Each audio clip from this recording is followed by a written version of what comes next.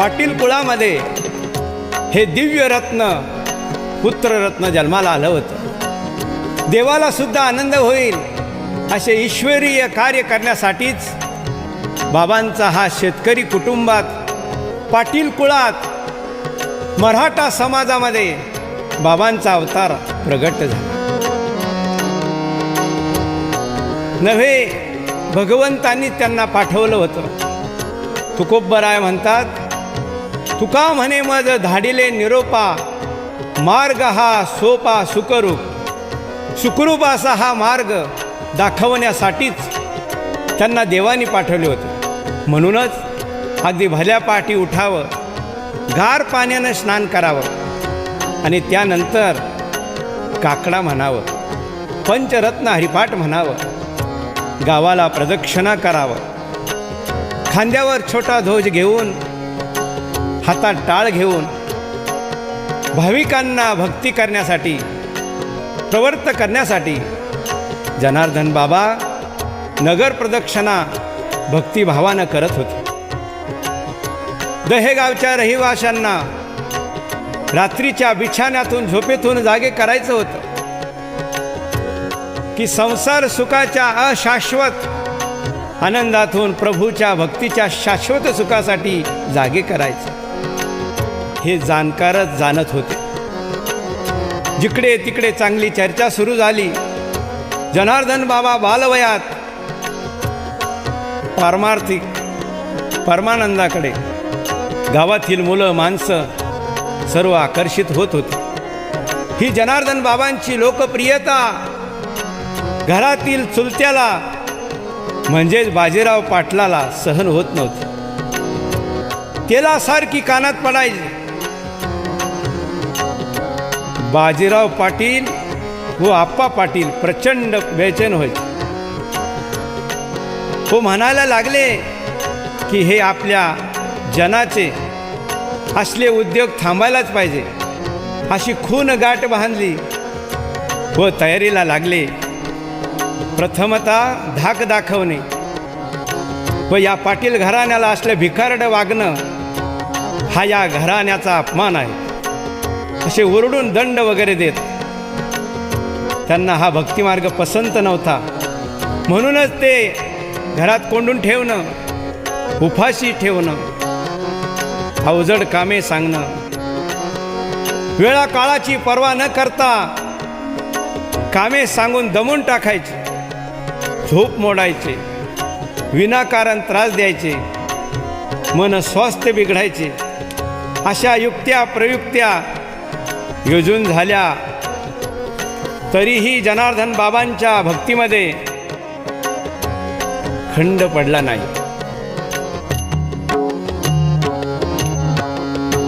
धन्य तुमची शिव भक्ती, धन्य तुमचा उपदेश, बालपणी पाणी घाले 11 मारुतीस हो.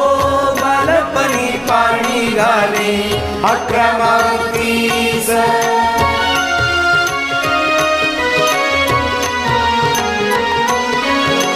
धन्य तुमची शिव भक्ती, धन्य तुमचा उपदेश, बालपणी पाणी घाले 11 मारुतीस.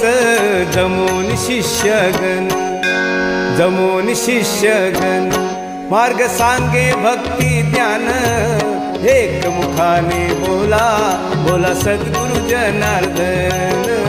एक मुखाने बोला बोला सद्गुरु जनार्दन. कहे गावच्या संता जगदी आला आज कैसा, कहे गावच्या संता जगदी आला आज कैसा. अनाथ या भक्तासी उपदेश करीतो ऐसा, अनाथ या भक्तासी उपदेश करीतो ऐसा. दररोज भक्ती करायची, भजन करायचं, गंध लावायचं. पण बाजीराव पाटील गंध पुसून टाकायचे, गळ्यातल्या माळा तोडून टाकायचे आणि म्हणायचे, कशाला वाढीतो केस, काढून टाक. जनार्दन स्वामी केसांना व नखांना कधी शस्त्र लावत नसत. हा एक सदाचाराचा भाग आहे. सदाचार व आचार बाबांनी अंगी बाळगला होता. हे पाहून बाजीराव पाटील क्रोधित व्हायचे आणि जवळच्या पोरांना म्हणायचे, पोरावो धरा रे या जनाला, याच्या डोक्याचे केस काढा, याला लिंबाच्या झाडाला बांधा, तुम्हाला मी परतभर पेढे देतो. परंतु सर्व प्रयत्न असफल झाले. न्हाव्याचा वस्तारा बोथट झाला. हे पाहून तेथे बाजीराव पाटलाचे पित्त आणखीच खवळायचे. हा आमच्या मनाविरुद्ध वागतो म्हणून अनेक प्रकारचे छळ सुरू झाले. खोलीत कोंडून ठेवणं, भाकरीत विष देणं, त्यानंतर तर काट्याच्या पेटलेल्या त्या फासावर फेकून दिलं. परंतु जनार्दन बाबा तरी जिवंतच. अजूनही एक युक्ती शोधून काढली आणि ती म्हणजे तापलेल्या लोखंडाच्या सळाईनं डोळे फोडायची. ही युक्ती आखली, पण म्हणतात ना, देव तारी त्याला कोण मारे. लाखो राखे साईया मार सके ना को, बालन बाका कर सके जो जग बैरी हो. कबीरा जो जग बैरी हो, जाको राखे साईया, जाको राखे साईया मार सके ना को, बालन बाका कर सके जो जग बैरी हो.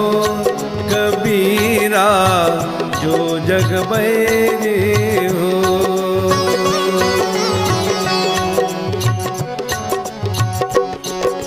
ही बातमी एका ब्राह्मणाच्या कुलकर्णी मावशीला समजली व तिने येणे तेने प्रकारे गुप्त रीतीने जनार्दन बाबांना कळवली व येथून गाव सोडून जाण्यास सांगितले. जनार्दन बाबांनी ईश्वरी संकेत ओळखून काळोख्याच्या साक्षीनं गाव सोडून रात्रीच्या रात्री करंजगावला गेले. मारुती मंदिरात थांबले. पहाटे स्नान नित्यकर्म आटपून तेथील मोठा धनाढ्य शेतकरी व्यापारी खुशाल शेठ, माणिक शेठ यांच्या घरी गेले. रामराम केला व सांगितले की काम करण्यासाठी आलो. शेठनी विचारले, काय काम करशील? बाबांनी सांगितले, तुम्ही सांगाल ते. मजुरी काय घेशील? तुम्ही द्याल ती. शेठनी इतर गडी मंजुरांना बाबांची ओळख करून दिली. बाबांचे शेतीकाम सुरू झाले. बाबांचे काम पाहून शेठ खुश व्हायचे. बाबा एवढे कष्ट करायचे, काम करायचे की दुसऱ्यापेक्षा जास्तच असायचे. एकदा कंबर कसून काम सुरू केले तर झाल्यावरच बाबा बसायचे. मोसंबीचा बाग असायचा. हाळे खंदायचे, पाणी लावायचे. बाबांनी कधी त्या बागेतील मोसंबी तोडली नाही. बाकीचे गडी माणसं धडाधड तोडायचे व खायचे, पण बाबा खाली पडलेली मोसंबी सुद्धा खात नव्हते. स्वतः खुशाल शेठ यायचे, चक्कर मारायचे आणि बाबांना म्हणायचे, तहान लागली तर मोसंबी खात जा. तेव्हा बाबा म्हणायचे, मालकाच्या परवानगीनं शिवाय कोणती वस्तू खाणं पाप आहे. शेठच्या लक्षात आलं की प्रामाणिकपणा पैशांनी मोजला जात नाही. जनार्दन बाबा कामे उरकून कीर्तनाला शिऊरला शंकर स्वामीच्या मंदिरात जायचे. शिवूरची वारी करायचे. कथा कीर्तन झाल्यावर परत आपल्या बिछाण्यावर येऊन झोपायचे. कोणीतरी शेठला जाऊन सांगायचे, जनार्दन बाबा कीर्तनाला जाता. रात्री सर्व शेतीचे वापरायचे अवजारे, गुरे ढोरे, गाई वासर, धान्याची रास, पोते खळं कोणी राखायचं. हा जनार्दन बाबावर पूर्ण नियोजित कट होता. एक दिवस शेठनी परीक्षा घ्यायचं ठरवलं. खरंच जनार्दन बाबा खळ्यावर राहता का नाही, राखण करता की नाही, का कीर्तनाला जाता, म्हणून खुशाल शेठ चक्कर मारायला गेले. तर जनार्दन बाबा तेथे राखण करताना खळ्यावर दिसले. व माणिक शेठला शिवूरला त्याच वेळेस श्री शंकर स्वामीच्या मंदिरात कीर्तनाला दिसले. हे पाहून दोघे भाऊ आश्चर्यचकित झाले. हा प्रत्यक्ष चमत्कार पाहून रोमांचित झाले. डोळ्यातून आनंदाश्रू आले. अशा महान भगवत भक्तांनी माझ्या मळ्यात मजुरी करावी एवढी माझी पात्रता नाही. आता मी बाबांना ओळखले. गंभीर स्वरात जनार्दन बाबाला म्हणाले, बाबा तुम्ही अपरात्री रात्री दहेगाव सोडून आलात. त्या करंज गावात कर्मभूमीत तुम्ही कर्म केले. सगळ्यांनी जनार्दन बाबांची क्षमा मागितली. व खुशाल शेठ म्हणाले, माझ्या मालकीची 12 एकर जमीन तुम्हाला दान देत आहे, तेवढे स्वीकार करा. जनार्दन बाबांनी ती स्वीकारली. आणि याच करंज गावी एक प्रसंग घडला. जनार्दन बाबा काम करत असताना डिसेंबर महिन्यात कडाकाची थंडी पडली. पहाटी बाबांनी थंड पाण्याने स्नान केलं. पाण्याचं बर्फ झालं आणि तेच पाणी पायावर पडल्यामुळे एक पाय बाबांचा कायांचा निकामी झाला. पुढे बाबांना काठीचा आधार घ्यावा लागला. काठी टेकत टेकत बाबा पुन्हा दहेगावच्या मारुतीच्या मंदिरात पोहोचले. सर्वांनी पाहिलं. मुले महिला सर्व आनंदित झाले. त्यांनी ही वार्ता म्हाळसा मातेला सांगितली. म्हाळसा माता लगेच हुंदका देत म्हणाल्या, माझा जना आला, माझा जना आला. त्यानंतर म्हाळसाईनं स्वतः स्वयंपाक करून खाऊ घातले. जेवण झाल्यावर बाजीराव पाटील यांनी विचारले, काय रे इकडे एवढ्या दिवस कुठे होता? बाबाजी म्हणाले, करंजगावला. कोणाच्या घरी? माणिक शेठच्या. मग किती पैसे आणले? पैसे नाही. मग त्यांनी मला मोबदला म्हणून 12 एकर जमीन दिली. हे ऐकून म्हाळसाईला आप्पा पाटलांना, बाजीराव पाटलांना फार आनंद झाला. पण त्यावेळेस या बाजीराव पाटलाचं जमीन काय ते सगळं गहाण टाकले होते. बरेच अडचणीत आले होते. त्यांनी सांगितले, आण ते कागदपत्र इकडं कर, याच्यावर सही. जनार्दन बाबांची सही घेतली.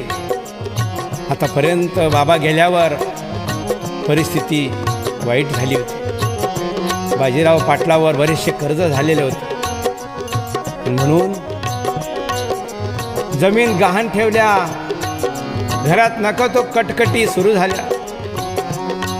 त्यांच्या सर्व जाचाला कंटाळून जनार्दन बाबा गावातच एका पडक्या घरात म्हाळसाईसह राहण्यास गेले. सर्व साहित्य म्हाळसाईला आणून दिलं आणि एका कोपऱ्यामध्ये घरात जनार्दन बाबांनी पोथी लावली. जनार्दन बाबा आपल्या नित्याचं काम करून गावातील लोकांच्या शेतावर जाऊन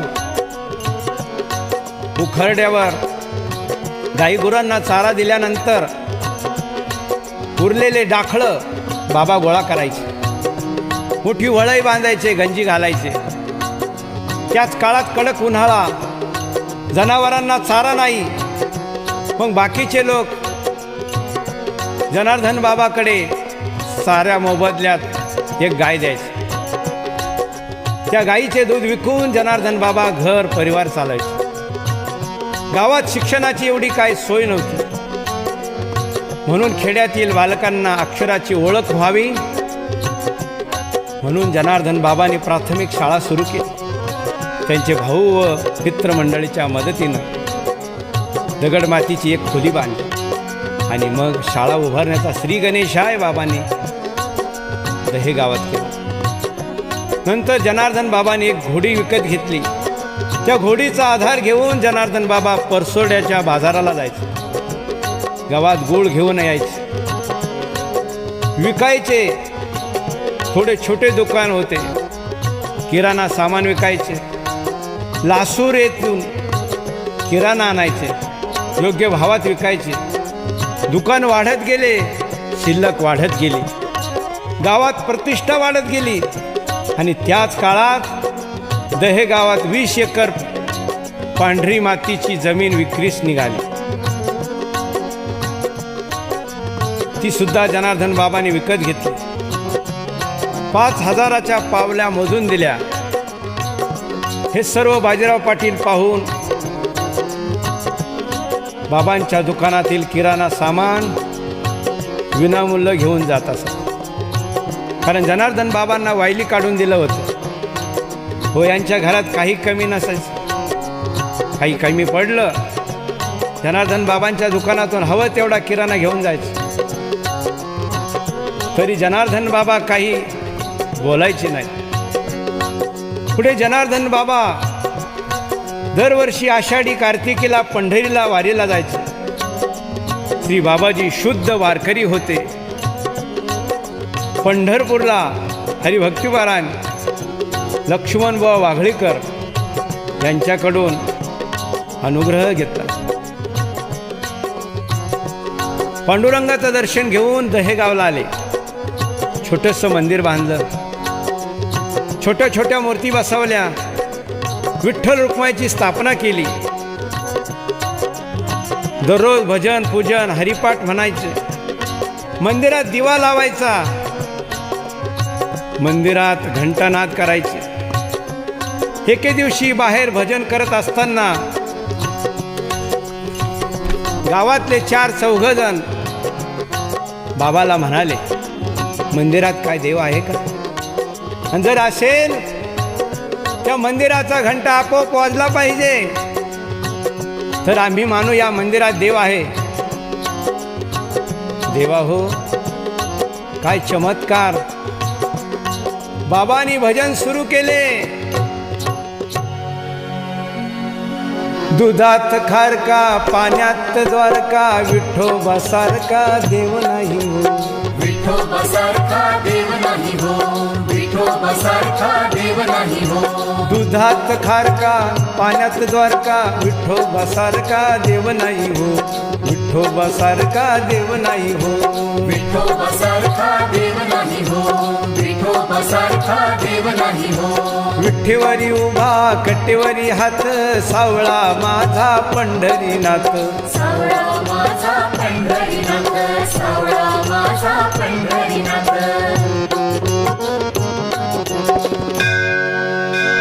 हे भजन म्हणताच मंदिरात घंटा आपोआप वाजला. विरोधकांनी सुद्धा मानलं की खरोखरच जनार्दन बाबांची भक्ती सिद्ध आहे, जनार्दन बाबा देव आहे.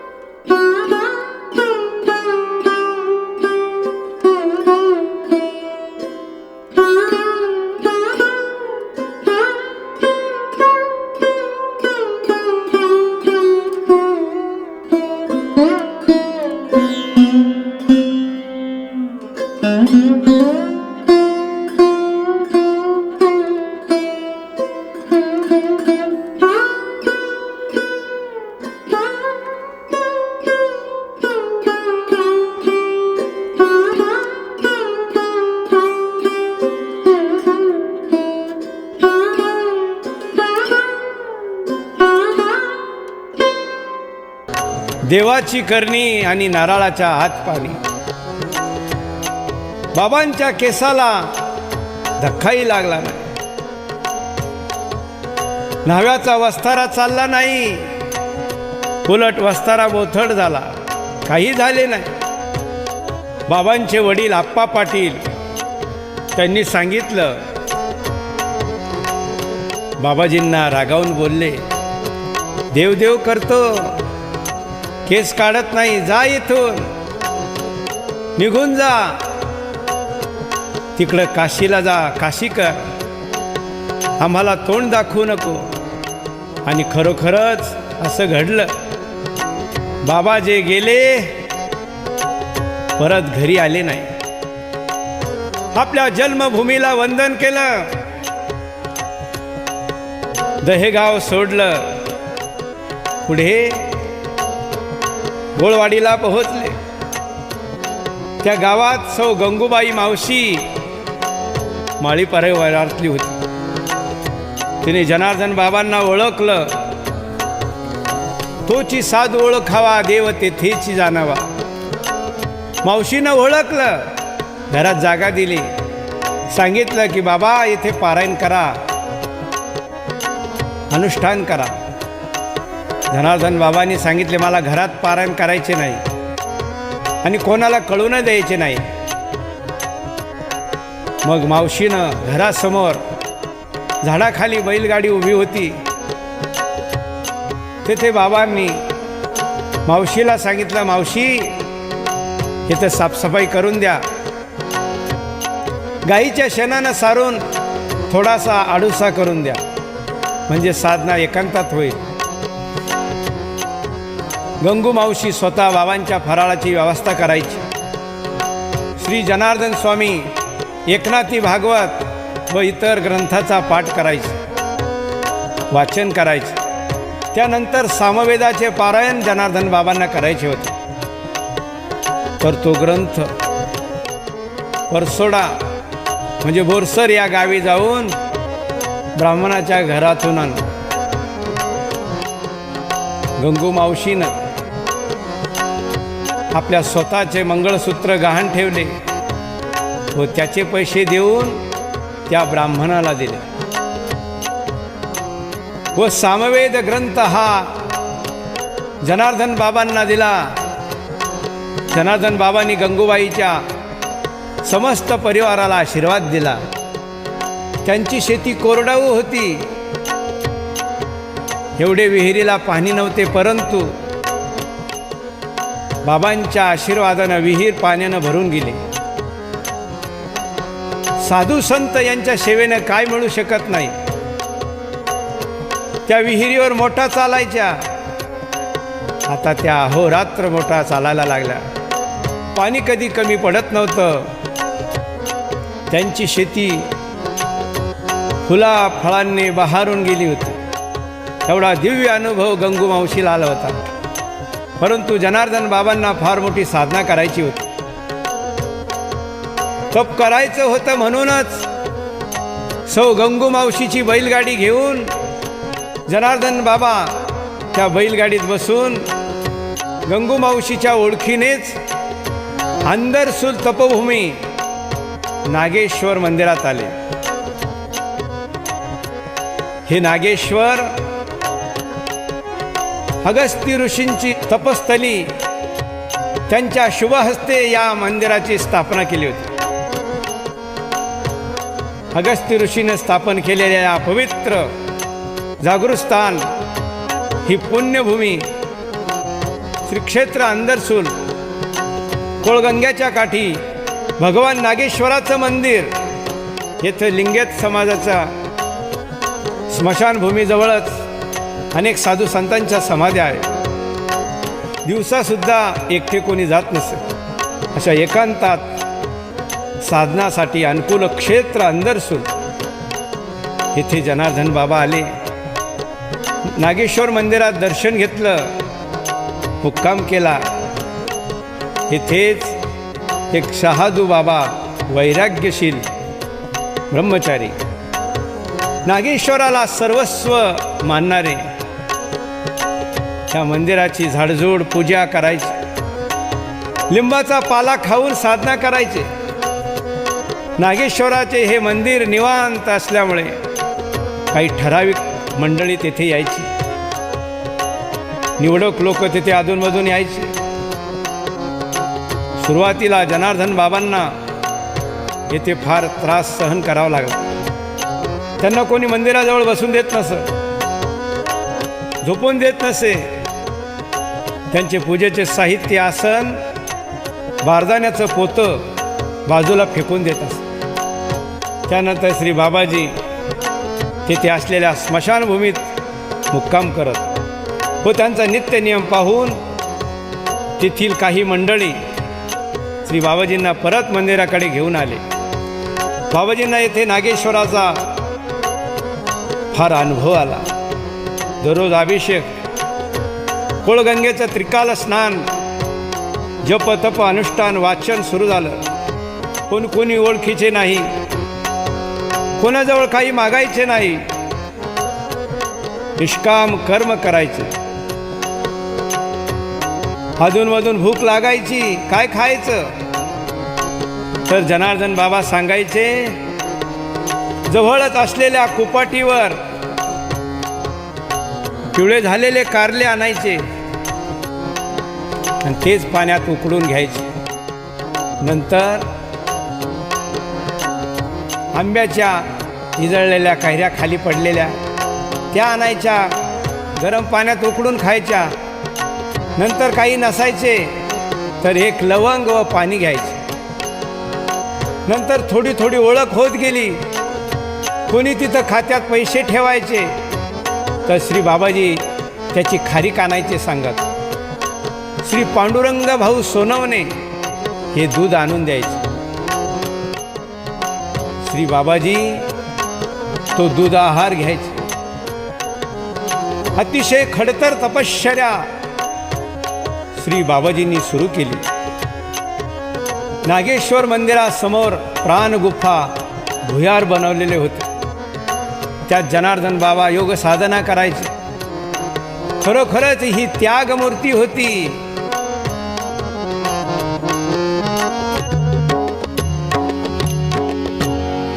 त्यागमूर्ती मौनगिरी साधना हे खडतर करी.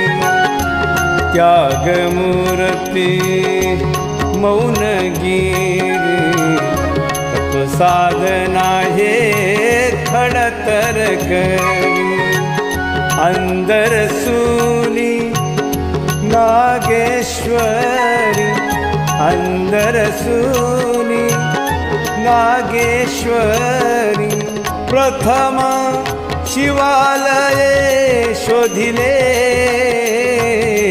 सद्गुरु चरणी सुमन फुले वाहिले. सद्गुरु चरणी सुमन फुले वाहिले.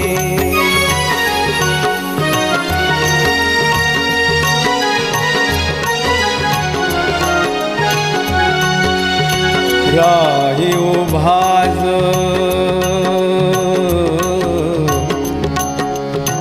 राही उभाजो ध्याना जळे शिवनामाची जपे ओळी.